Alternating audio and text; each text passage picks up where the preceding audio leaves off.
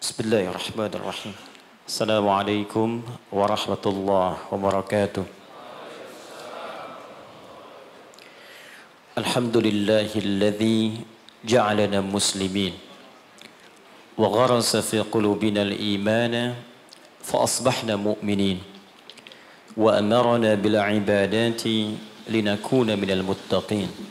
Fa subhanalladzi khalaqana ahsana taqwim. نحمده حمدا شاكرين حمدا ناعمين كما علمنا أن نحمده نصلي ونسلم على أفضل الأنبياء والمرسلين نبينا محمد وعلى آله وصحبه وأمته إلى يوم الدين أما بعد فيا عباد الله أوصي نفسي وإياكم بتقوى الله فقد فاز المتقون فلا تموتن إلا وأنتم مسلمون. Hadirin sekalian, saudara-saudariku, kita awali dengan bersyukur pada Allah Subhanahu wa taala. Di antara sekian hamba Allah yang masih hidup di muka bumi sampai saat ini, kita yang masih diperkenankan beriman kepada Allah Subhanahu wa taala. Dan bersyukur di antara sekian hamba yang masih beriman, kita yang masih mendapat kesempatan untuk beribadah, menunaikan salat zuhur berjamaah di ruangan yang insyaAllah baik ini. Kita bermohon pada Allah semoga solat kita diterima oleh Allah Subhanahu wa ta'ala. Kita tidak tahu di antara sekian solat yang telah kita tunaikan, solat mana yang bernilai di sisi Allah Subhanahu wa ta'ala. Sampai Nabi pun pernah mengajarkan satu doa yang singkat tapi begitu padat, tersebut dalam hadis riwayat Ibnu Majah nomor hadis 925. Setiap selesai salat Nabi berdoa dan mengatakan, Allahumma inni as'aluka ilman nafi'a wa rizqan tayyiba wa amalan mutaqabbala. Ya Allah, hamba mohon, kata Nabi, anugerahkan pada hamba ilmu yang bermanfaat, rizki yang baik, dan penerimaan dalam setiap amalan hamba. Mohon terima solat hamba. Ternyata doa minta diterima amal ini itu sunnah setiap nabi. Bahkan Nabi Ibrahim dan Nabi Ismail alaihim assalam ketika selesai meninggikan fondasi Ka'bah sehingga menjadi bangunan utuh kembali. Pernah terangkan juga di sini, masih ingat bahwa Ka'bah itu redaksi Al-Qur'annya bukan manusia yang bangun, tapi dibangunkan untuk manusia. Jadi ketika Nabi Adam alaihissalam turun ke bumi, ya Al-Baqarah ayat 38, qulna bitu minha jami'a. Ya, sekarang Adam, Hawa dimulai tugasmu untuk dinas di bumi. Turun. Jadi Nabi Adam tugasnya bukan di langit, di bumi. Karena itu saat mula diciptakan sudah diinfokan nanti tugasnya di bumi. Ya, Al-Baqarah ayat 30. Wa idz qala rabbuka lil malaikati inni ja'ilun fil ardi khalifah. Ya, ketika Rabbu Muhammad sallallahu alaihi wasallam berfirman menginfokan pada seluruh malaikat dan sebagian jin yang ada pada saat itu bahwa aku akan menugaskan makhluk bukan malaikat, ya, bukan malaikat, bukan pula jin untuk menjadi pemakmur bumi yang menghidupkan suasana kehidupan di bumi. Maka diciptakanlah Adam alaihissalam, Quran surah 15 ayat ke-28 dengan redaksi yang sama di awalnya. Wa idz qala rabbuka lil malaikati inni khaliqum basyara. Ketika Rabbmu berfirman pada malaikat pemakmur bumi ini, yaitu bukan malaikat, bukan pula jin tapi basyara. Disebutkan 35 kali dalam Al-Qur'an. Diberi nama dengan Adam.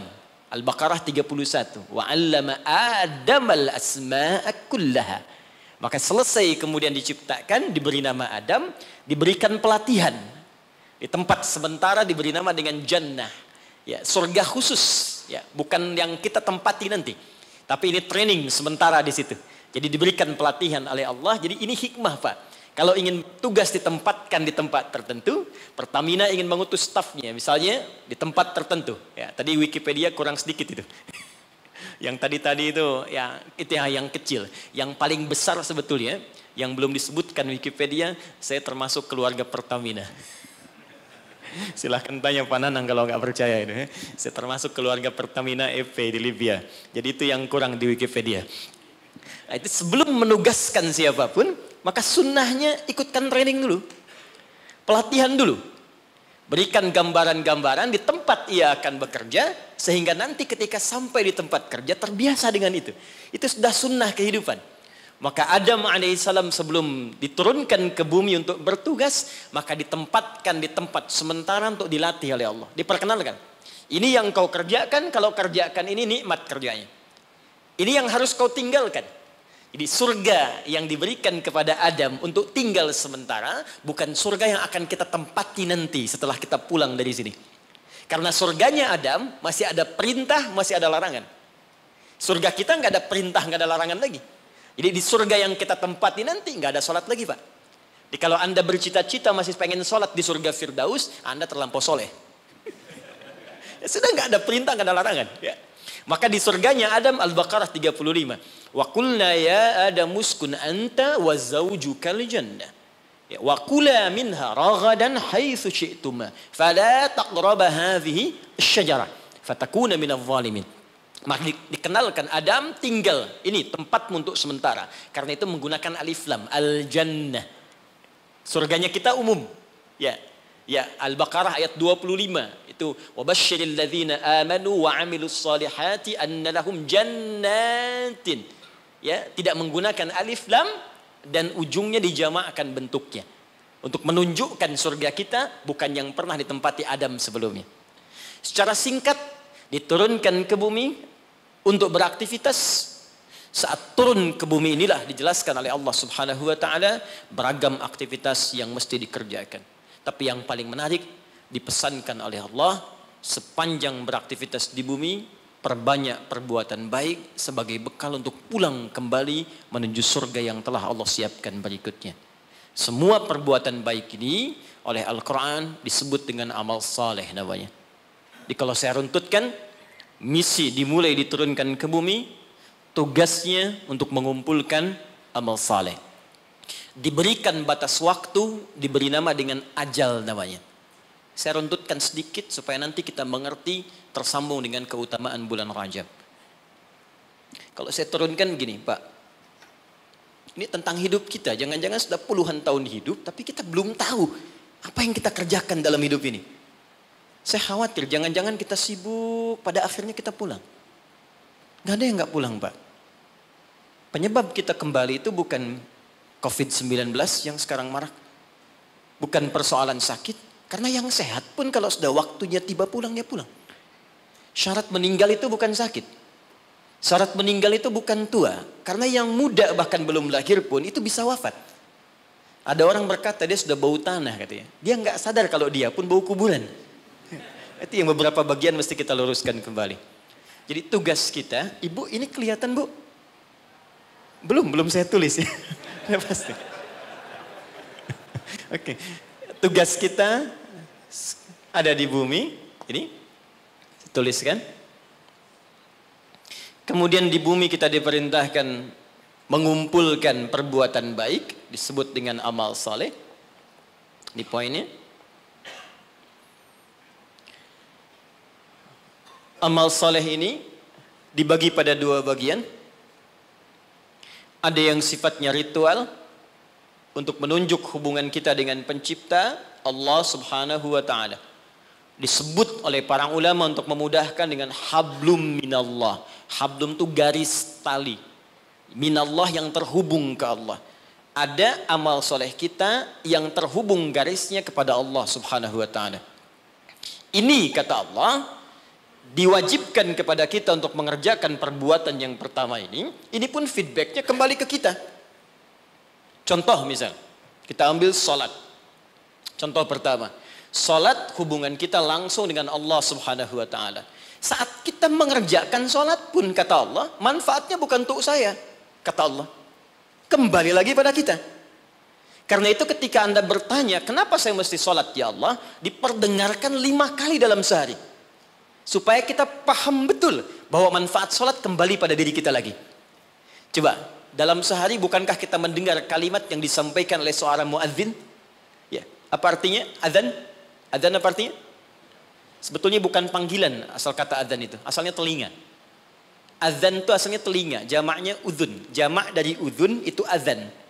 Kenapa azan disebut dengan azan? Karena ini satu-satunya lafaz di muka bumi yang pasti akan selalu terdengar oleh orang yang masih punya pendengaran di telinganya. Dan ini satu lafaz satu-satunya di bumi yang tidak pernah berhenti 24 jam. Silahkan Anda cek kalau tidak percaya.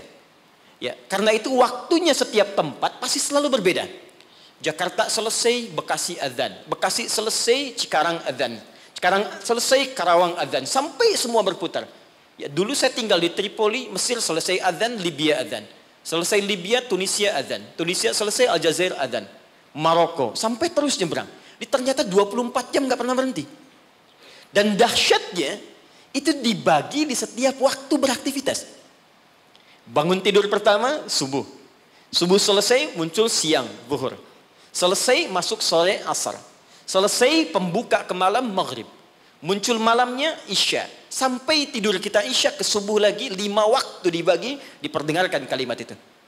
Ketika muncul kalimat, hayya 'alas shalah, Allahu akbar, hablum minallah. Apa bentuk ibadahnya? Hayya 'alas shalah, tunaikan salat. Anda bertanya, kenapa mesti salat? Kata Allah lewat suara muadzin, hayya 'alal falah. Supaya engkau sukses. Supaya engkau bahagia. Jadi falah itu bukan sekedar bahagia. Saya pernah terangkan di sini, kalau Anda buka kamus bahasa Arab Inggris, maka falah itu diterjemahkan dengan success and happiness.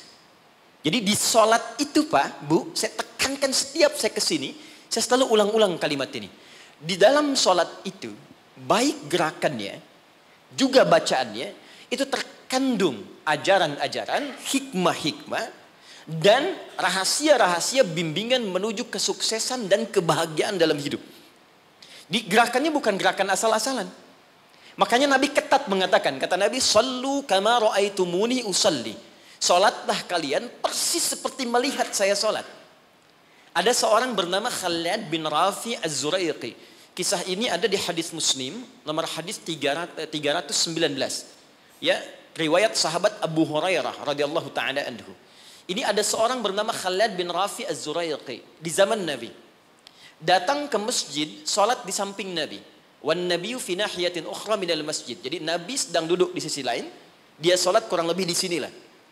Begitu selesai salat, sallama yaminan wa samala, dia salam ke kanan dan ke kiri, thumma atan nabiyya sallallahu alaihi wasallam. Lalu dia mendatangi Nabi sallallahu alaihi wasallam, fa sallama ilaih. Dia mengatakan, "Assalamu alayka ya Rasulullah." Apa jawab Nabi? Perhatikan kalimatnya. "Wa alaikassalam wa rahmatullah, irji' salli fa innaka lam tusalli." Kata Nabi, "Wa alaikassalam wa rahmatullah, kamu salat lagi karena engkau belum salat." Padahal orang ini sudah sholat dari takbir sampai selesai salam. Lalu dia mengulang sholatnya sampai 3 kali. Jadi sekali selesai datang Nabi minta sholat lagi. 2 kali selesai datang kata Nabi ulangi lagi. Sampai yang ketiga dia katakan, "Ya Rasulullah ma uhsinu ghairah." Ya Rasulullah, saya nggak bisa lebih bagus dari apa yang saya kerjakan tadi. Sampai sini kemampuan saya. Alimni, tolong ajarkan saya bagaimana sholat yang benar. Jadi kalau sekedar sholat saja dibuka dengan takbir, ditutup dengan salam dan dianggap benar, mustahil Nabi akan seketat seperti menyampaikan tadi. Kata para ulama, kalau ada ibadah diminta ketat menunaikannya, pasti ada hikmah besar yang ada di belakang atau di balik ibadah yang dikerjakan itu. Lalu diajarkan oleh Nabi bahkan dari mulai wudu, teman-teman. Kata Nabi, asbighul wudu. Kata para ulama, ini menunjukkan orang ini bukan cuma dari berdirinya yang keliru, dari wudunya pun ada yang salah. Jadi kalau orang dari wudhunya sudah keliru, cepat-cepat, asal basuh, asal usap, ini pasti akan berdampak pada keliru sholatnya. Tapi pertanyaannya, ada apa di balik sholat itu? Yang dahsyat, bahkan dari berdiri ini saja, kalau dipelajari dengan benar, itu ada bekal manajemen kehidupan yang sangat dahsyat. Dipraktekkan Abdurrahman bin Auf, hanya hikmah berdiri begini, 3 bulan jadi orang paling kaya nomor 3 di Madinah. Dan setahun jadi orang paling kaya nomor 1 di Madinah, yang kapaknya saja bahkan terbuat dari emas. Jadi bukan main-main. Rukuknya ada hikmahnya, sujud ada maknanya, terlebih bacaannya. Karena itu ketika Allah menyebutkan perintah sholat dalam Al-Quran, ada sindiran yang halus tapi tajam. Kata Allah, akan ada orang sholat nanti bahkan tidak mengerti apa yang ia ucapkan dan ia lakukan dalam sholatnya. Jadi bagaimana kita bisa khusyuk dalam sholat kalau yang kita baca pun tak kita pahami. Nah, apa manfaat di balik itu? Ada kesuksesan di situ. Ada kebahagiaan, falah. Nanti kalau saya turunkan lebih panjang lagi. Tapi singkatnya, ketika kita diminta ibadah pun kepada Allah, hasilnya dikembalikan kepada kita. Jadi kalau orang dengar suara adzan, tahu bahwa sholat itu kunci kebahagiaan, mustahil ada orang yang malas untuk menunaikan sholat. Bukankah pemilik kebahagiaan Allah? Bukankah yang punya rizki Allah? Bukankah yang punya kedudukan Allah? Qulillahumma malikal mulki tu'til mulka man syaa' wa tanzi'ul mulka mimman. Katakan Muhammad pada hamba-hambaku. Katakan Muhammad pada semua umatmu, aku yang punya kedudukan. Aku titipkan pada siapa yang aku kehendaki. Anda menginginkan kedudukan, Anda pengen jabatan, Anda pengen harta, Anda jauh dari Allah. Ya bagaimana bisa meraihnya? Karena itu ketika Anda datang kepada Allah, Anda meminta petunjuk, ya Allah bagaimana cara aku mendapatkannya. Diberikanlah jalan lewat sholat itu. Makanya dalam sholat ada bacaan membimbing bagaimana dapat rizki yang benar. Warzuqni. Bagaimana supaya Anda kerja nikmat tidak diganggu banyak orang. Wajburni. Bagaimana supaya derajat kita diangkat. Warfa'ni. Bagaimana supaya dijaga kesehatan, wa'afini. Bagaimana supaya mendapatkan kasih sayang dari teman-teman yang sekarang sedang kita bekerja. Karena boleh jadi Anda kerja, bagi Anda nikmat, bagi orang belum tentu. Karena itu nanti di fikih Quran, di manajemen bisnis dalam fikih Al-Quran, ada pernyataan begini. Ketika Anda sedang mengerjakan sesuatu yang besar, maka boleh jadi di sekeliling Anda pun mengincar hal yang sama yang sedang Anda kerjakan. Dan persaingan itu akan begitu ketat. Turunlah kemudian turunan-turunan yang ada di sekitaran itu. Siapa yang bisa menghentikan sifat iri hati di sekitaran teman-teman yang menginginkan proyek yang sama? Siapa yang bisa menghentikan hal-hal yang buruk yang mungkin menimpa ketika Anda mendapatkan tender yang sedang Anda kerjakan? Jika Anda tidak datang kepada yang punya kuasa lebih dari yang lainnya, maka bagaimana itu bisa dihentikan dalam pekerjaan Anda? Ini fungsinya sholat. Satu. Yang kedua, ada yang disebut hubungan dengan manusia. Hablu minan nas. Dengan lingkungan. Aspeknya luas. Di sini ada manusia. Ada tumbuhan, ada hewan, dan sebagainya. Dipersingkat oleh ulama, disebut dengan hablum minan nas. Jadi tugas kita selama hidup cuma dua ini saja teman-teman. Jaga hubungan baik dengan Allah, jaga hubungan baik dengan manusia. Kita bagus sholatnya, puasanya bagus, baca Qurannya bagus, tapi buruk dengan manusia, maka kata Nabi berpotensi pula masuk neraka. Abu Hurairah di riwayat Muslim mengatakan dari Nabi SAW. Perhatikan kalimatnya, ya, fokus baik-baik. Ya'ti yaumal qiyamati bis salatin. Ada orang yang datang di hari kiamat, kata Nabi, dengan pahala solat yang banyak. Jadi solatnya rajin. Rajin sekali. Solat sunnah dikerjakan, tahajud dikerjakan, wasyamin, puasanya rajin. Cuman sayang, wa ya'ti qad syatama hadza. Dia seringkali mencaci orang lain. Senang mencela orang. Wa kadzafa hadza, gemar menuduh orang. Wa daraba hadza, senang berselisih. Wa safaka dama hadza. Dan ada di antara puncaknya dia menumpahkan darah dengan menyebut nama Allah. Ini kalau Nabi sebutkan pasti kejadian. Pasti kejadian. Kata Nabi akan tiba nanti di masa-masa yang akan datang. Wallahu a'lam, mungkin sekarang. Ada orang rajin sholat tapi senang berselisih. Rajin puasa tapi senang mencela. Bahkan ada di antara mereka menumpahkan darah menyebutkan nama Allah di dalamnya. Tembak orang, Allahu Akbar. Bom sana, bom sini, Allahu Akbar. Makanya saya sering katakan, kalau ada orang, Anda ikut kajian, dan ternyata isinya membawa Anda pada hal-hal yang ekstrim, maka segera tinggalkan. Karena boleh jadi, itu yang dimaksudkan Nabi 15 abad yang lalu. Ya. Apa yang terjadi? Kalau ada orang sholat, kemudian dia mencela orang lain, kata Nabi, tu'khadhu hadha min hasanati wa hadha min hasanati. Maka diambil pahala sholatnya, diberikan pada yang dicela itu. Ditransfer langsung. Kayaknya nggak usah marah kalau sedang dicela, transfer pahala. Ya, Anda sedang bekerja, tiba-tiba mau sholat dicela orang, soleh, padahal nama Anda Asep misalnya. Nggak usah marah. Itu ketika pindah pahala. Dan nggak usah bikin status juga, misalnya, oh, alhamdulillah dapat pahala, sama aja bohong. Ya. Nah, itu pindah Pak. Nah, korelasinya apa? Ternyata bagian dari kesuksesan manusia itu bukan hanya di dunia, terlebih di akhirat, juga membangun hubungan baik dengan sesama. Dan itu nggak dibatasi teman-teman. Nggak ada batas akidah di situ.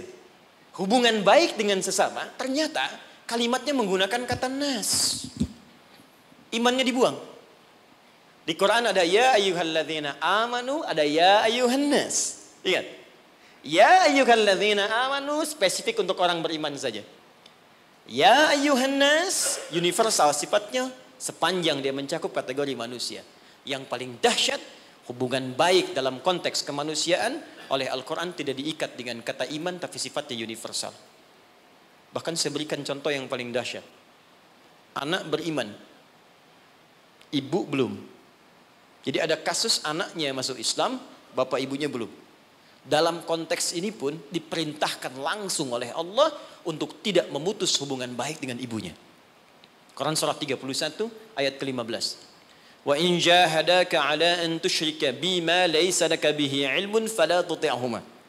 Kata Allah, kalau nanti kamu menjalani kehidupan sedang ibadah, ibumu, ayahmu memaksa engkau untuk balik kepada kepercayaan semula, silahkan tolak dengan cara yang lembut. Wasahibhuma fid dunya ma'rufa. Tapi jangan sampai perbedaan keyakinan menjadikan hubungan kebaikanmu dengan orang tua terputus. Kata Quran, kalau kamu mau marah pada ibumu, ingat dulu dia melahirkan kau. Dia mengandung kau. Dia memberikan ASI padamu sampai disebutkan di ayat 14 ini. Jadi Anda bayangkan, ternyata hubungan baik sesama kemanusiaan itu pertama tidak diikat dengan nilai-nilai akidah tadi. Sifatnya dibuka luas tapi berdampak pada penilaian baik kita di hadapan Allah Subhanahu wa taala. Boleh jadi, kenapa saya katakan ini? Boleh jadi lingkungan tempat kita bekerja sekarang, di Pertamina misalnya, kan nggak semuanya muslim. Mungkin ada yang non-muslim, mungkin ada yang Kristen, mungkin ada yang Hindu. Sepanjang kita membangun aktivitas kemanusiaan, bekerja sama dengan baik. Anda mau traktir? Boleh. Diskusi, jalan. Berbagi, lakukan. Dan niatkan sebagai ibadah kepada Allah Subhanahu wa taala. Boleh jadi asbab hidayah. Nah, sekarang pertanyaannya, saya langsung cepat karena waktu saya hanya sebentar di sini. Dari sekian yang kita kerjakan dalam kehidupan sampai usia sekarang ada yang 40 tahun, 50 tahun, lebih daripada itu. Pertanyaan saya, berapa amal soleh yang kita kumpulkan dari 2 tugas yang Allah berikan pada kita sampai dengan saat ini? Jangan-jangan Anda sholatnya bagus sekarang tapi dengan istri masih punya masalah di rumah. Ibu dengan orang tua masih punya masalah. Dengan tetangga ada yang belum baik. Ada kata-kata keburukan yang belum diedit. Ada kalimat-kalimat kotor yang belum ditarik kembali. Dan Anda yakin Anda akan wafat. Dan kita berlomba dengan batas waktu yang disebut dengan ajal namanya. Quran surah 7 ayat 31.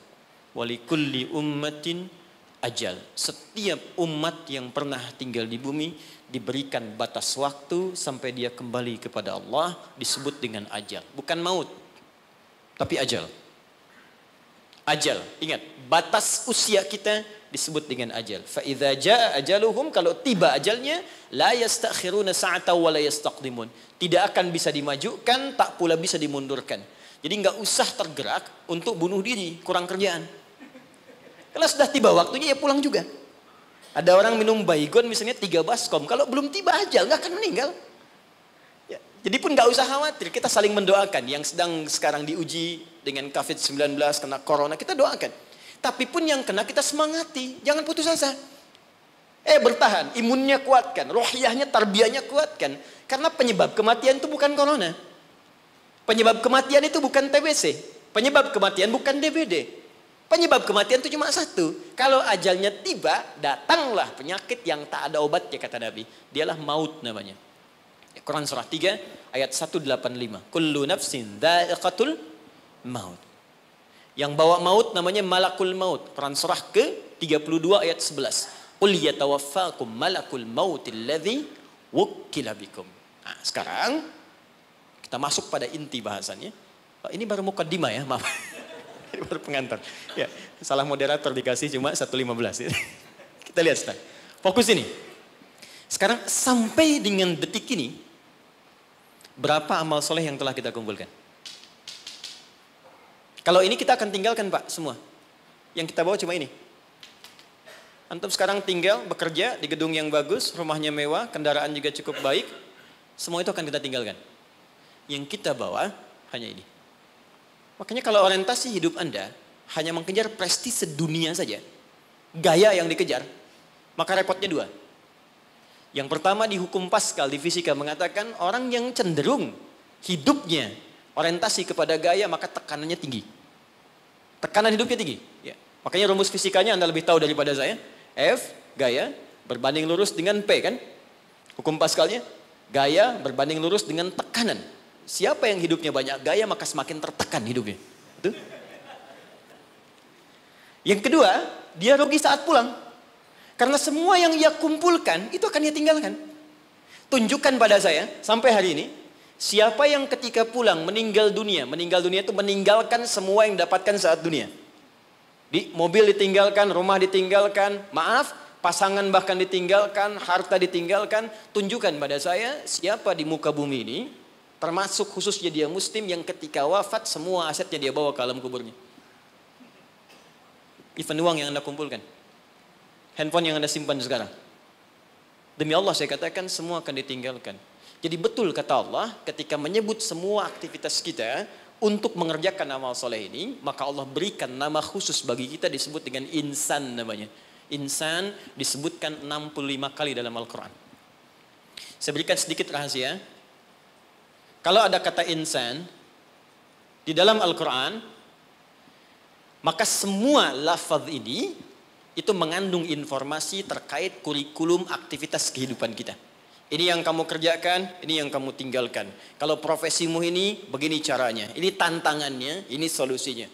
Tapi tetap poinnya, kata insan akan diikat dengan tugas kita mengerjakan amal soleh. Diberi waktu 24 jam, bagaimana caranya dari bangun tidur sampai tidur lagi, setiap momentumnya menjadi amal soleh. Waktu, momentum yang diberikan untuk beraktivitas dalam bahasa Arab disebut dengan asr namanya. Asrun. Jadi ada waktun, ada asrun, itu beda. Kalau waktun itu masih umum. Waktu. Tapi kalau asrun sudah jadi momentum. Waktu yang diberikan untuk diisi beraktivitas. Sekarang temukan kata asrun, temukan kata insan, temukan kata amal soleh dalam Al-Quran. Ternyata digabungkan dalam satu surah 103. Wal asr. Demi waktu yang aku berikan pada setiap manusia untuk diisi dan beraktivitas di dalamnya. Sekarang perhatikan.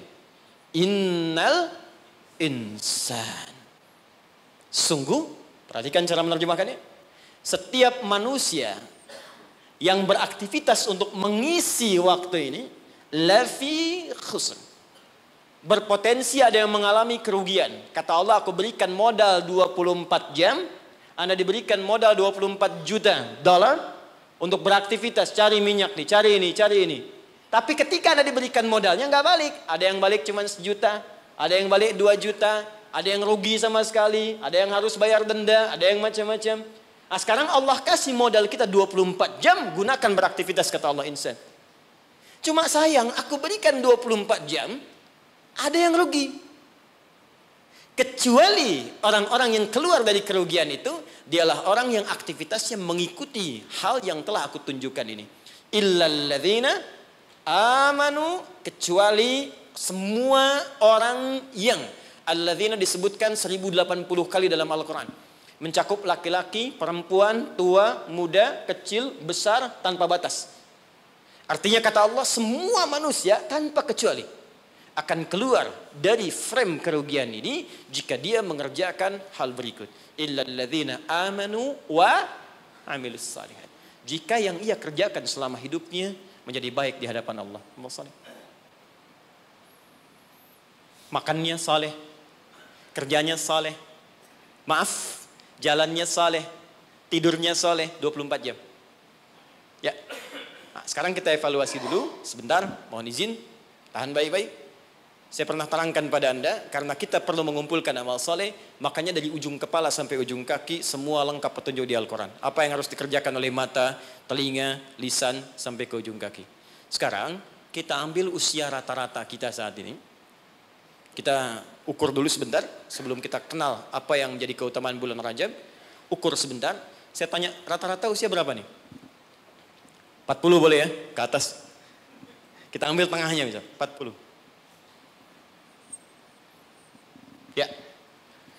Dari 40 ini, Ada penelitian kecil-kecilan menunjukkan aktivitas manusia itu setengahnya, walaupun tidak semuanya, pada umumnya setengah dari usia manusia itu digunakan untuk tidur. Jadi kalau ada orang 40 tahun, umumnya setengahnya dipakai tidur.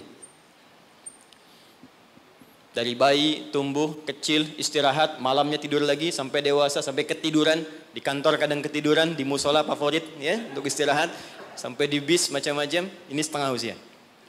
Berarti setengahnya lagi itu digunakan untuk aktivitas yang produktif. Makannya, minumnya, bercandanya, kadang-kadang ada berselisihnya, macam-macam, sholatnya di sini. Saya tanya sebentar, jadi 20 tahun ini yang sudah jadi amal soleh, jadi ibadah, kira-kira berapa tahun? Gak usah terlalu pesimis ya, kita ambil setengahnya, 10 tahun misal. 10 misalnya. Apakah setiap amal kita disebut soleh oleh Allah? Bukankah Nabi tadi berdoa, ya Allah tolong terima amalku. Jadi selevel Nabi saja ketika berdoa, minta diterima amalnya. Nabi Ibrahim, Nabi Ismail tadi di awal bangun meninggikan bangunan Ka'bah, minta diterima oleh Allah. Ya, Al-Baqarah ayat ke 127. Minta diterima oleh Allah. Ya, taqabbal minna innaka antas samiul alim. Ya Allah tolong terima. Apalagi kita yang bukan nabi, bukan rasul. Ketika Allah akan terima amalan kita, maka syaratnya kata Allah ikhlas kerjakan amalnya. Quran surah 98 ayat yang kelima. Ibadah yang dikerjakan, amal soleh yang dilakukan dengan ikhlas, baru itu yang kemudian diterima. Pertanyaannya, dari 10 tahun yang jadi ibadah ini, yang ikhlas berapa tahun? Ambil setengahnya misal. Berapa? 5. Jadi usia 40 tahun, amalan produktif yang mungkin kemungkinan besar diterima oleh Allah, dapat nilai 5 tahun. Dosanya berapa tahun? Prasangka buruk di pikiran, mata yang salah lihat, telinga yang salah dengar, kaki salah melangkah. Hari ini aja, berapa dosa mata yang dikumpulkan? Siapa yang tidak punya dosa boleh angkat tangan. Saya langsung pulang. Dosa sedikit. Agak banyak. Banyak. Tuh, saking banyaknya kita nggak bisa ngangkat kan? Nah, sekarang balik. Siapa yang pengen masuk surga Firdaus? Angkat tangan. Luar biasa. Bukan? Terjadi keanehan kan? Dosa. Allahu Akbar. Amalan dikit, cita-cita banyak. Dia. Hukum ekonomi dipakai. Modal sedikit-dikitnya keuntungan paling banyak. Dia. Nah, sekarang kita inginkan tingkat surga yang paling tinggi, surga Firdaus bersama Rasulullah. Tapi tahu kemampuannya cuma sedikit. Betul, ini lebih daripada Arab di zaman Nabi. Ada orang Arab di hadis Muslim, nomor hadis yang ke-14, jilid yang pertama. Jadi ada orang Arab Badu datang pada Nabi begini. Dia ngerti tentang keadaan dirinya. Ya Rasulullah, alimni amalan basitan yudkhilunil jannah. Ya Rasulullah, ajarkan padaku amalan ringan-ringan aja. Yang penting bisa masuk surga. Yang penting ke surga katanya. Ya. Ini cerdas nih ya, modal dikit keuntungan pengen banyak kan. Dia pokoknya surga aja, dia tahu surga yang kelas biasa pun pasti luar biasa. Nggak apa-apa nggak masuk Firdaus, surga Aden nggak apa-apa. Yang penting masuk surga, ajarkan padaku dikit-dikit aja. Maka apa kata Nabi? Cukupkan kerjakan yang wajib saja. Iktafi bil faraid, jadi fardu aja nggak perlu sholat sunnah. Ramadan, tunggu puasa Ramadan aja nggak perlu puasa sunnah. Tapi kamu jangan maksiat. Kalau pengen nambah, kerjakan kata Nabi, antatawwa, kecuali yang sunnah kamu pengen tambah. Kerjakan yang fardu, jangan maksiat, boleh nggak kerjakan sunnah pun masuk surga kamu. Fantalaqo, pergi orang itu lantas mengatakan pada Nabi, ya Rasulullah, aku komitmen kerjakan yang wajib, aku nggak akan kerjakan yang sunnah, dan aku jaga diri untuk tidak berbuat maksiat. Pergi orang itu, fantalaqo, hadis sahih. Ketika dia pergi, komentar Nabi, aflaha in sadaqa au dakhalal jannah. Kalau benar dengan komitmennya, masuk surga dia. Cuman yang perlu kita catat, dia tinggalnya di padang pasir. Di padang pasir mau maksiat apa?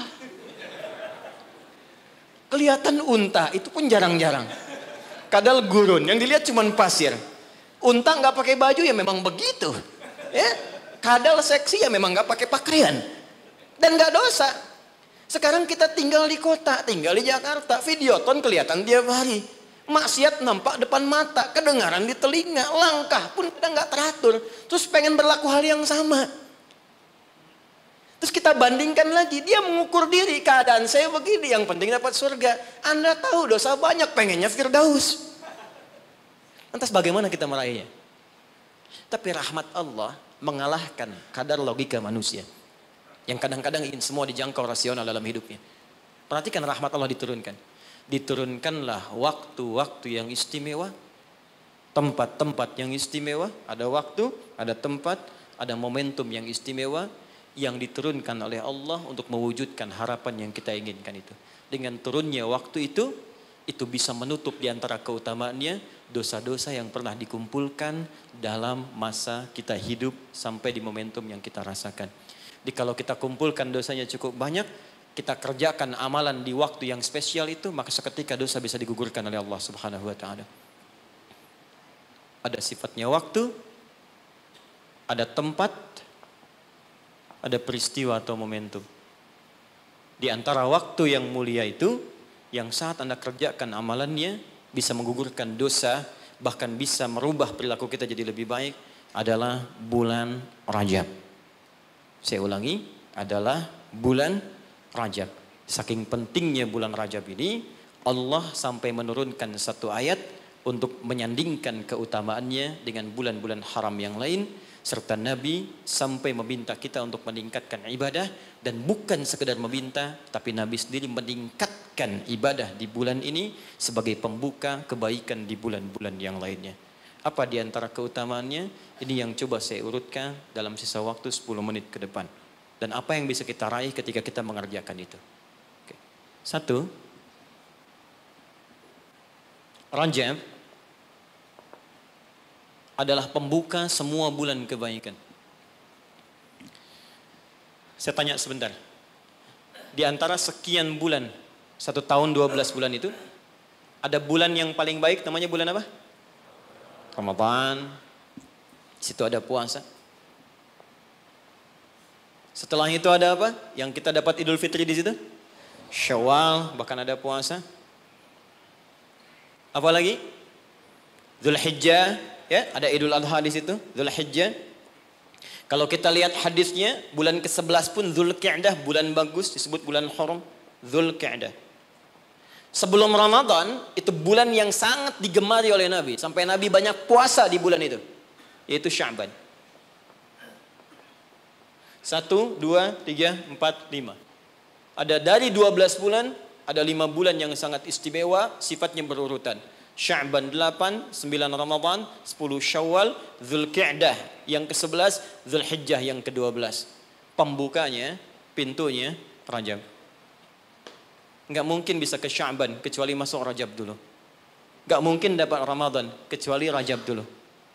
Karena itulah Nabi bahkan pernah mengatakan dalam beberapa kesempatan, diteruskan sampai kepada kita, hati-hati, amalan-amalan ini. Bahkan ada ulama yang mengatakan, kalaupun kita nggak dapat Ramadan, minimal Rajabnya dapat. Karena itu pintunya.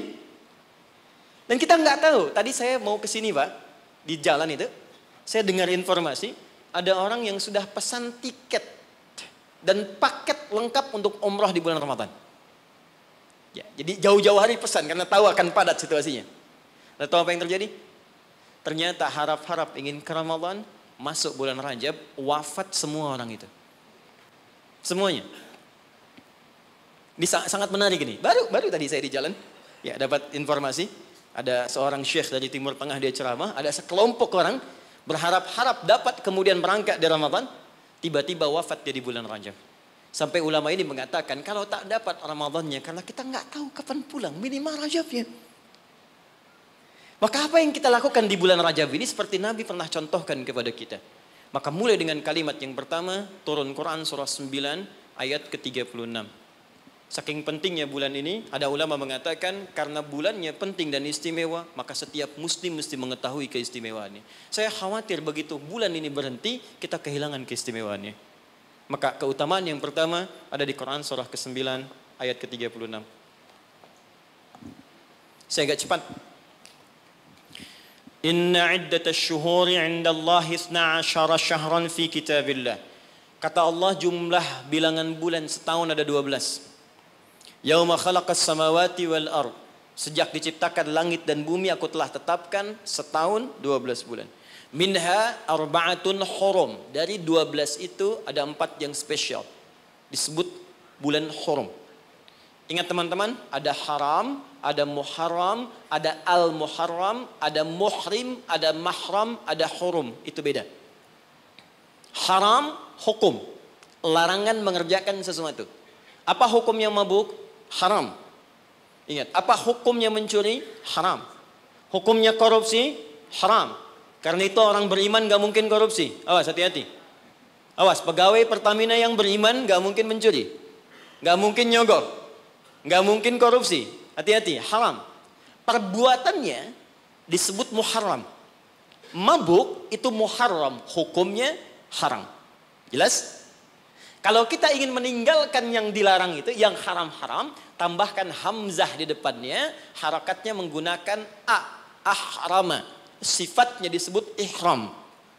Karena itu kalau Anda sudah mengenakan kain ihram, ada ajaran hikmah di situ, falsafahnya. Kalau sudah pakai kain ihram, maka tinggalkan semua larangan-larangan. Nggak boleh potong kuku, nggak boleh merusak tanaman, nggak boleh tepuk nyamuk, nyamuk seharga kambing. Anda tepuk, bayar damnya seharga kambing. Ihram. Itu latihan. Maksudnya pulang umroh, pulang haji, sudah terbiasa meninggalkan yang haram. Jangan pulang umroh, korupsinya lebih gede misalnya. Ya. Jangan kurang umroh, dosanya lebih banyak. Ya, seperti masuk pom bensin, masuk Pertamina. Dimulai dari 0 ya. Nah. 0, kosong lagi.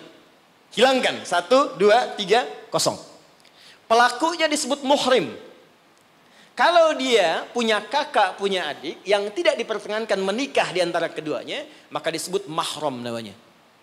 Kalau Anda kumpulkan semua itu, latihan meninggalkan yang haram, terbiasa mengerjakan yang halal, menjauhi yang dilarang, maka disatukan menjadi jamak, bentuknya disebut hurum namanya.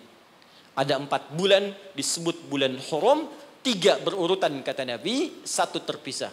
Yang 3 itu Dzulqa'dah 11, Dzulhijjah 12, Al-Muharram bulan pertama, yang keempat namanya Rajab. Dan kita sekarang ada di bulan ini. Siapa yang masih ingat sekarang tanggal berapa? Sekarang tanggal 17 Rajab 1441 Hijrah. Kita sekarang ada di bulan spesial ini. Amalan pertama, apa yang harus kita kerjakan di bulan ini? Teruskan ayatnya. Dzalikad dinul qayyim fala tadhlimu fihinna anfusakum. Orang yang agamanya benar, yang Islamnya baik kata Allah, maka dia akan memanfaatkan Rajab dengan mengerjakan amalan yang pertama. Apa itu? Fala tadhlimu fihinna anfusakum. Mulai banyak evaluasi diri supaya tidak berbuat zalim, minimal berlatih di bulan ini. Amalan pertama, introspeksi diri.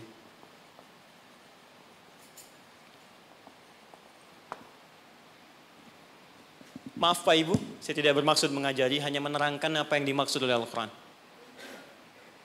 Zalim, fala tazlimu, jangan zalim. Zalim itu menempatkan sesuatu bukan pada tempatnya. Ada gelas, ada gayung. Gelas untuk nampung air minum, gayung nampung air mandi. Anda minum pakai gayung, mandi pakai gelas. Zalim namanya. Nah sekarang, anfus jamak dari nafas tubuh kita. Ya ini anfus itu jamak dari nafas nih kita. Dari ujung kepala sampai ujung kaki. Setiap tubuh ini sudah diterangkan oleh Allah fungsinya. Misal, mata fungsinya melihat yang baik. Quran surah ke-24 ayat 30. 31 untuk perempuan. Lisan untuk bicara yang baik-baik. Quran surah 49 ayat 11 sampai 12. Sampai kaki, sampai ke ujung kaki. Melangkah pada yang baik.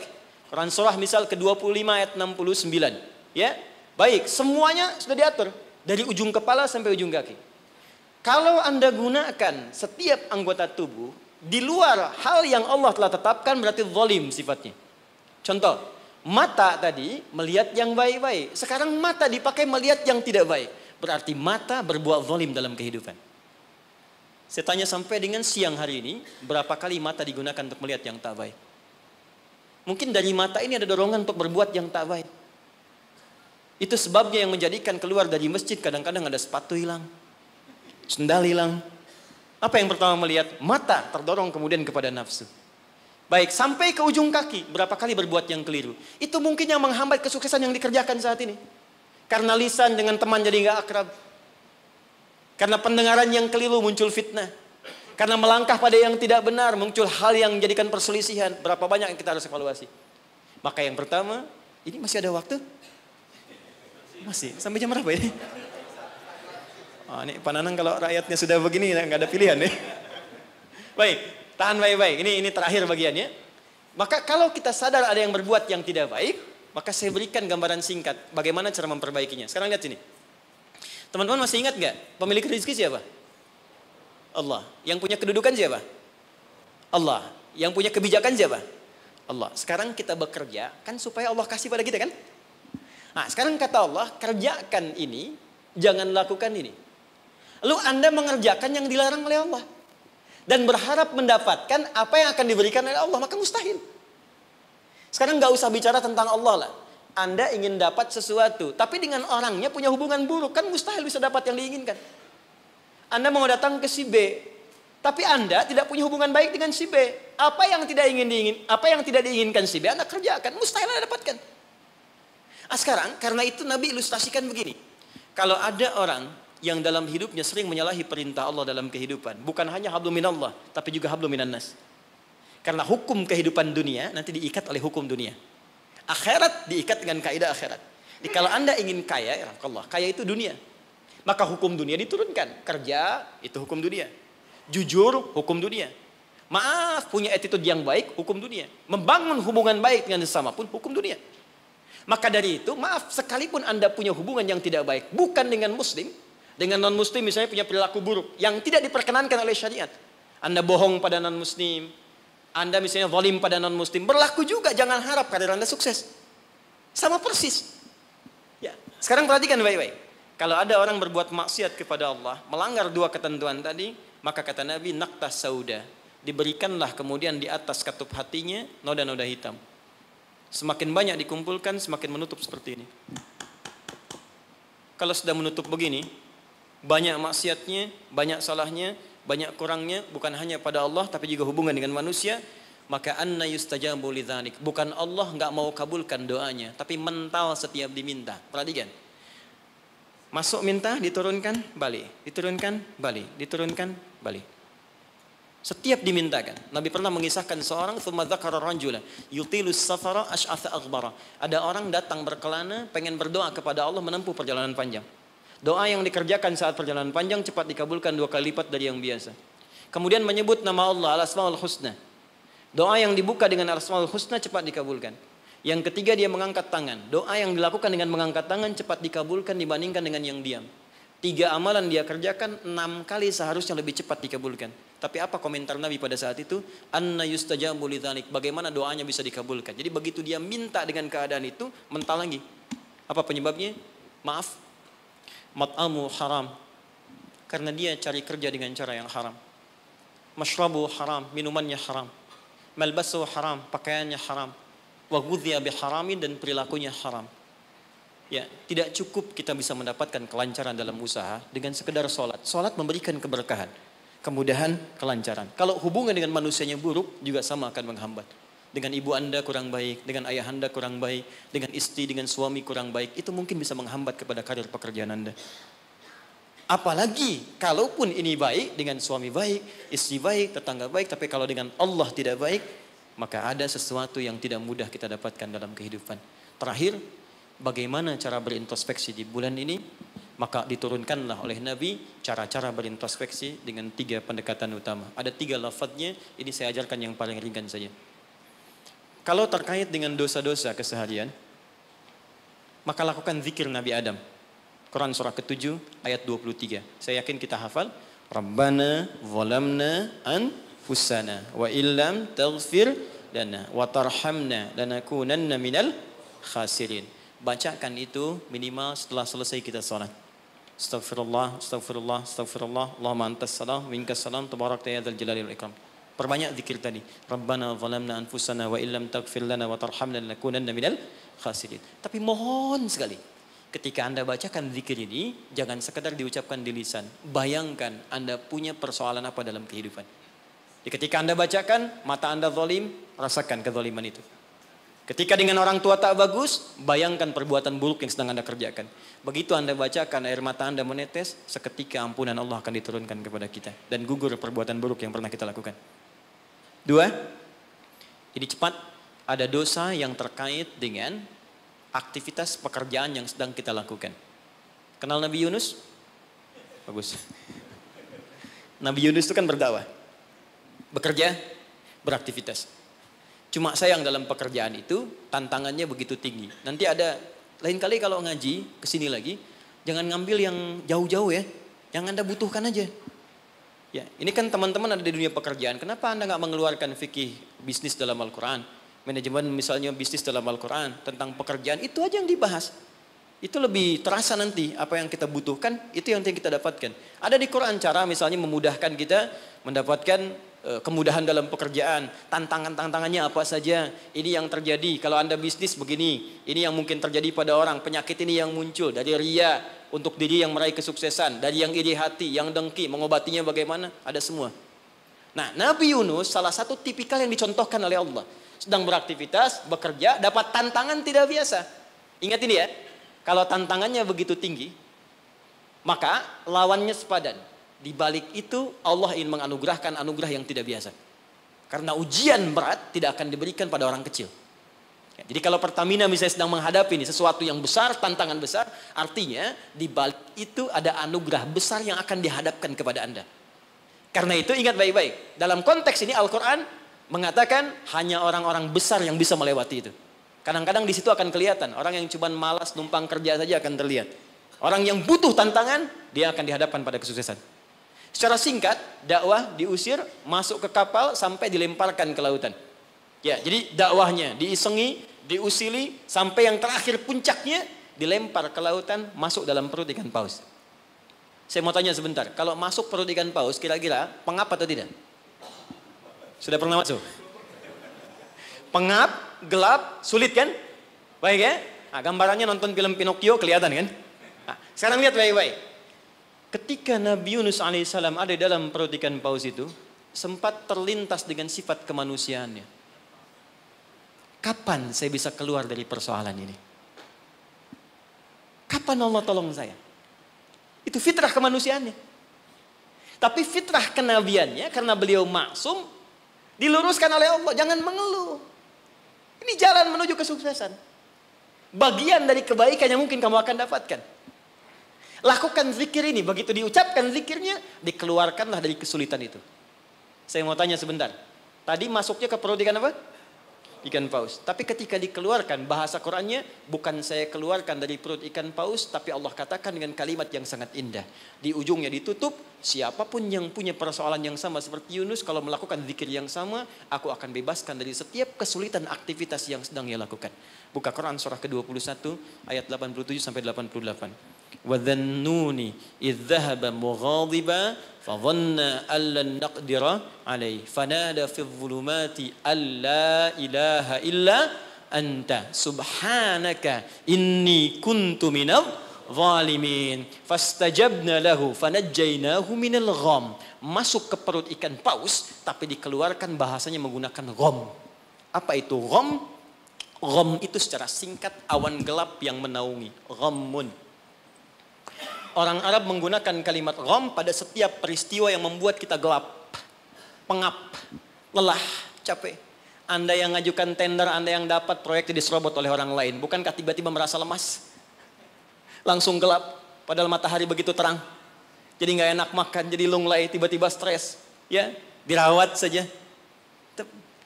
Anda yang mencoba melamar, tiba-tiba dipinang oleh orang lain. Ya, gelap, capek, lunglai. Ya, gelap, itu gham namanya. Jadi maaf, ada orang yang memang gak masuk ke perut ikan paus, tapi mengalami peristiwa yang luar biasa. Tantangan besar, jahilin orang, oh, kok mesti saya? Tiba-tiba keluar di lisan, ya Allah kenapa saya? Saya tahajud, saya puasa juga. Saya baca Quran juga ya Allah. Apa kurang saya? Kurang sabar. Ya, ternyata kadang-kadang terucap teman-teman sedang kerja. Ya, bebannya begitu tinggi. Udah gali-gali, udah tahajud, minyaknya gak dapet. Ya, atau tiba-tiba sudah dibilang nggak dapat terus diambil orang gitu. Apa yang harus dikerjakan? Itu pernah terjadi. Kata Allah, lakukan zikir Nabi Yunus alaihissalam. Ada yang salah dalam diri kita. Yang ngatur itu Allah. Jangan mengeluh. Ya, 2 kali lipat motivasi munculkan lagi, petakan lagi, tambah lagi pengetahuannya, kerja lebih maksimal lagi, maka pembukanya dibuka dengan kalimat zikir. Ini yang membebaskan kita dari kesulitan. Jadi kalau Anda sedang praktek, kerja dimanapun, offshore kah itu atau di darat kah, atau ada kesulitan di kantor, bacakan zikir ini. Ini bagian dari hal yang ketika kita bacakan bisa menghilangkan kesulitan yang kita sedang rasakan. Rabbana, masih ingat? Wa nada fil dhulumati alla ilaha illa anta subhanaka inni kuntu minal zalimin. La ilaha illa anta subhanaka inni kuntu minal zalimin. Rutinkan zikir itu, terutama kalau mendapatkan kesulitan dalam pekerjaan-pekerjaan atau beraktivitas. Yang terakhir saya tutup, sekarang sedang banyak penyakit menyebar di mana-mana sampai orang yang sakit biasa pun dicurigai, batuk di kereta tiba-tiba digulung, batuk di pesawat dikeluarin padahal cuma batuk aja gitu kan. Ya, ada juga yang kemudian kena ini, kena itu dan sebagainya. Kita mesti kuat. Ya, karena kepanikan itu juga bagian dari kelemahan yang mungkin bisa menambah penyebaran virus atau apapun dengan cepat. Maka Allah mengajarkan zikir lewat Nabi Ayyub alaihissalam. Kalau kita bisa kerjakan ini, maka Allah akan berikan kekuatan lebih dibanding yang lain-lainnya. Zikirnya ditemukan di Quran surah ke-21 ayat 83 sampai dengan 84. Wa ayyuba idznada rabbahu anni massaniyadurru wa anta arhamur rahimin. Saya ajarkan zikir ini tidak main-main. Kalau ada yang divonis penyakit, entah Anda, kerabat Anda, keluarga Anda, sepupu dan sebagainya, dan dokter mengatakan mustahil sembuh, maka bacakan zikir ini. Allah sudah berjanji di ayat 84-nya, siapa yang mengamalkan zikir ini, saya akan sembuhkan penyakitnya, walaupun ia menderita penyakit seperti Ayyub alaihissalam yang tidak pernah dialami orang sebelumnya atau dirasakan orang setelahnya. Karena kadang-kadang ada keluhan ketika sakit. Ya Allah, kenapa saya begini? Ya Allah, kapan sembuhnya? Bacakan zikirnya, Anni massaniyadurru wa anta arhamur rahimin. Saya tutup. Rajab, keutamaan yang pertama akan mempercepat anugerah Allah untuk mengampuni dosa-dosa yang pernah berjalan selama hidup kita. Maka isi bulan ini dengan istighfar. Istighfar yang baik, koreksi diri kita. Sehingga saat masuk bulan Ramadan, kita sudah dalam keadaan yang optimal untuk bisa mendapatkan semua kenikmatannya. Maka mohon izin, maaf, pulang dari sini, coba cek dulu Pak ya. Ibu di rumah dengan anak-anak mungkin ada masalah, selesaikan. Dengan pasangan hidup, di kantor. Jangan sampai itu yang memberatkan Anda ketika pulang kepada Allah Subhanahu wa Ta'ala. Ini bagian pesan yang pertama. Yang kedua, tingkatkan amal saleh. Ya, Ibnu Abbas mengatakan, orang yang sengaja maksiat di bulan Rajab, karena tadi ada ayatnya, maka dosanya 2 kali lipat di hari biasa. 2 kali lipat. Di orang yang bikin hoax sekarang ini, jadi buzzer, jadi macam-macam, itu 2 kali lipat dosa hari biasa. Bahkan zaman jahiliyah pun kalau muncul Rajab, itu puasa maksiat Pak. Bisa puasa maksiat. Di orang jahiliyah, Abu Jahal dan kawan-kawan, itu kalau dicela di bulan Rajab, balasnya bulan depan. Dia libur dulu gitu. Nah, sekarang orang jahiliyah aja takut bermaksiat di bulan Rajab. Maka bagaimana dengan kita yang masuk dalam nilai-nilai kebaikan? Ya, 2 itu. Sama persis dengan orang yang berbuat baik, pahalanya 2 kali lipat di hari biasa. Itu nasnya ada tersambung pada Ibnu Abbas radhiyallahu taala anhuma.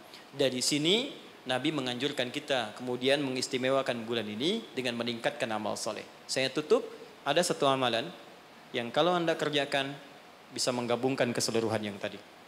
Amal itu disebut dengan puasa namanya.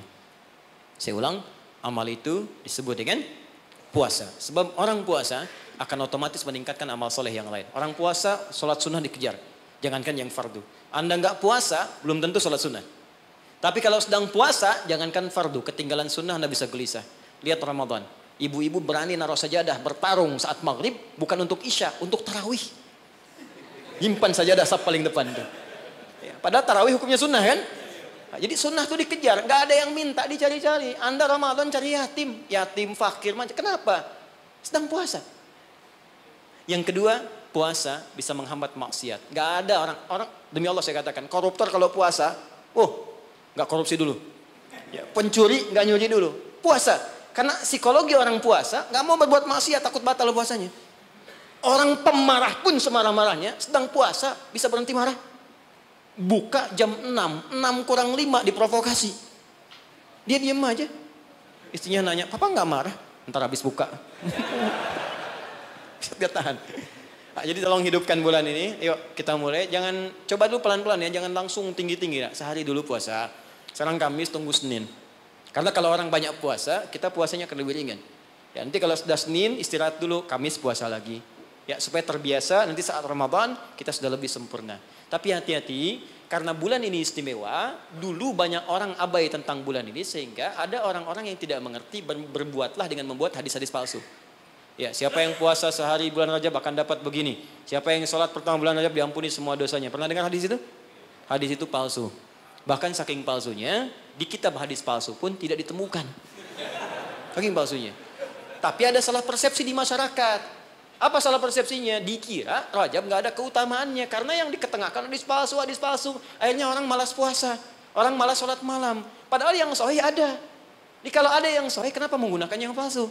Jadi kalau Anda ingin sholat malam, sholat saja, tahajud namanya. Silakan tahajud, perbanyak malam, tingkatkan ketaatan. Siangnya silakan puasa, gunakan yang sahihnya. Mudah-mudahan dosa kita diampuni oleh Allah Subhanahu Wa Taala. Tidak cukup dengan amin, ya koreksi diri dulu, kemudian perbaiki dan terakhir, saya ingin berdoa untuk kita semua. Mudah-mudahan doa kita dikabulkan oleh Allah, dimudahkan pekerjaan kita. Sebelum kita berdoa, saya ingin memberikan pesan. Bangsa kita bangsa besar. Negara kita negara hebat. Sumber daya kita banyak. Banyak yang ingin mendapatkan Indonesia, bahkan ingin lahir di Indonesia. Dan kita beruntung berada di sini. Maka saya ingin mengajak kepada teman-teman semuanya, ayo makmurkan negeri kita. Cintai negara kita, cintai bangsa kita. Saya pun selalu mengatakan keluar dimanapun saya pergi, dunia-dunia yang saya kunjungi, saya katakan saya sangat mencintai negara saya. Bangsa saya dan saya ajak teman-teman di luar untuk kembali bangun bangsa kita. Dan sekarang yang dibutuhkan oleh bangsa kita adalah orang-orang baik. Yang pintar sudah banyak, tapi tidak cukup mengangkat kehebatan negeri kita dengan pintar saja. Maka saya berpesan pada Anda semua, diri saya pribadi, jadi orang baik. Jadi karyawan yang baik, jadi abdi masyarakat yang baik, dan jadi hamba yang baik. Insya Allah dengan menjadi baik, suami baik, istri baik, pekerja baik, cukup dengan kebaikan itu akan mendatangkan rahmat dan keberkahan bagi kita semua insya Allah. Mari kita mulai dengan doa, mudah-mudahan doa ini menjadi awal untuk melangkah pada lebih baik di hadapan Allah Subhanahu Wa Taala. Allahumma taqabbal minna innaka antas sami'ul alim, wa tub alaina innaka antat tawwabur rahim. Allahumma 'allimna ma yanfa'una, Allahumma 'allimna ma jahilna. Ya Allah, mohon ajarkan pada kami pengetahuan yang baik yang mengentaskan ketidaktahuan kami. Allahumma ya Allah, wafiqna bima ta'allamna bihi na'mala bih. Ya Allah, berikan kami kekuatan untuk mengamalkan apa yang telah kami pelajari dan kami pahami. Rabbana la tada' lana fi maqamina hadha wa fi kulli maqamin dhanban illa ghafartah. Ya Allah, jika ada pendosa hadir di ruangan ini, jangan biarkan dia meninggalkan tempat ini kecuali Engkau telah ampuni segala dosa-dosanya. Wala hamman illa farajtah. Jika ada yang tengah gelisah di tempat ini, maka mohon tenangkan keadaan hatinya sebelum ia meninggalkan ruangan ini. Allahumma wala maridan illa syafaitah. Jika ada di antara kami yang tengah Engkau uji dengan penyakit seberat apapun, maka mohon angkat penyakitnya dan sembuhkan keadaan dirinya. Allahumma wala asiran illa yassartah. Ya Allah, jika ada yang ditimpa kesulitan di tempat ini, baik di keluarganya, di pekerjaannya, dalam kehidupan sosialnya, maka mohon dengan keikhlasan amalannya, angkat, hilangkan ya Allah segala kesulitannya. Allahumma Rabbana, Allahumma barik lana ya Allah fi kulli umurina wa fi kulli umrina. Ya Allah, anugerahkan keberkahan ya Allah kepada usia kami, kepada umur kami dan seluruh aktivitas kami. Wa taqabbal minna jami' amalina salihah, dan mohon ya Allah terima seluruh amal kebaikan kami. Berkahi kami di bulan Rajab ini ya Allah, bimbing kami untuk berbuat baik ya Allah, dan sampaikan kami pada bulan-bulan kebaikan di Sya'ban, di Ramadan, di Syawal, dan bernilai baik di dalamnya. Rabbana atina fid dunya hasanah wa fil akhirati hasanah wa qina adzaban nar. Bifadlika subhana rabbika rabbil izzati amma yasifun wa salamun alal mursalin wa akhiru da'wana alhamdulillahi rabbil alamin. Subhanakallahumma wa bihamdika asyhadu an la ilaha illa anta astaghfiruka wa atubu ilaik. Assalamualaikum warahmatullahi wabarakatuh.